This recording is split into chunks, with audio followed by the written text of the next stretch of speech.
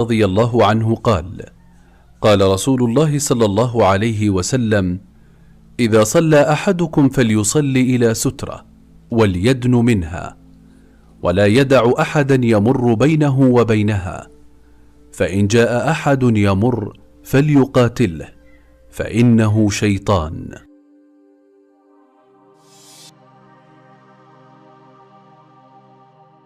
عن جابر بن سمرة رضي الله عنه قال: خرج علينا رسول الله صلى الله عليه وسلم فقال: ما لي أراكم رافعي أيديكم كأنها أذناب خيل شمس، اسكنوا في الصلاة.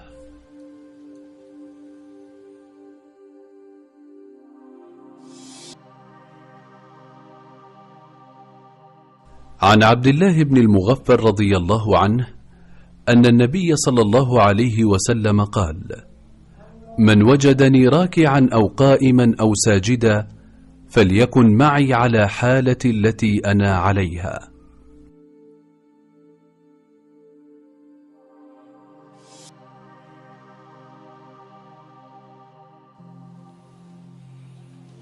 عن أبي هريرة رضي الله عنه قال: قال رسول الله صلى الله عليه وسلم: إذا قمت إلى الصلاة فكبر.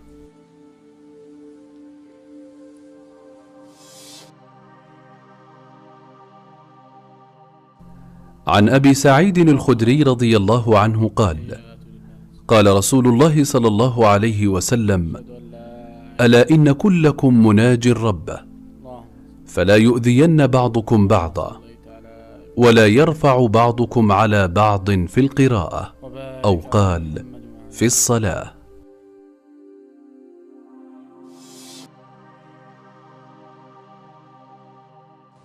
عن عبد الله بن عمر رضي الله عنهما قال: رأيت النبي صلى الله عليه وسلم افتتح التكبير في الصلاة، فرفع يديه حين يكبر حتى يجعلهما حذو منكبيه.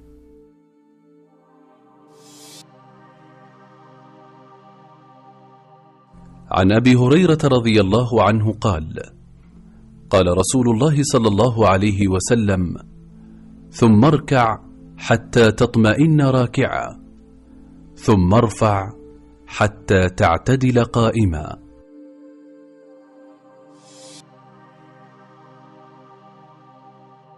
عن عائشة رضي الله عنها قالت: كان رسول الله صلى الله عليه وسلم إذا ركع لم يشخص رأسه ولم يصوبه، ولكن بين ذلك.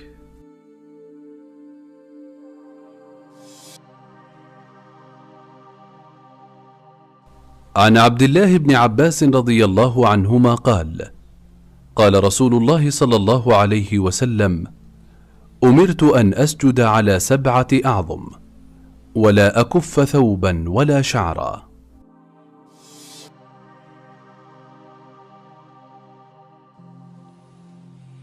عن أبي هريرة رضي الله عنه قال: قال رسول الله صلى الله عليه وسلم: لا يصلين أحدكم في الثوب الواحد ليس على عاتقيه منه شيء.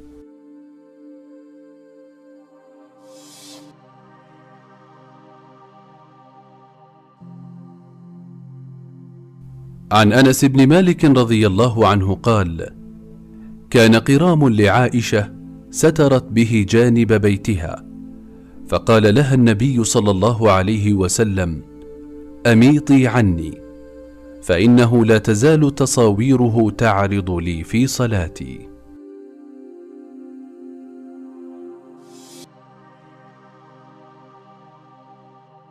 عن أبي جهيم رضي الله عنه قال: قال رسول الله صلى الله عليه وسلم: لو يعلم المار بين يدي المصلي ماذا عليه لكان أن يقف 40 خيرا له من أن يمر بين يديه. قال أبو النضر أحد رواة الحديث: لا أدري أقال 40 يوما أو شهرا أو سنة. عن جابر بن سمرة رضي الله عنه قال: قال رسول الله صلى الله عليه وسلم: ألا تصفون كما تصف الملائكة عند ربها؟ فقلنا يا رسول الله وكيف تصف الملائكة عند ربها؟ قال يتمون الصفوف الأول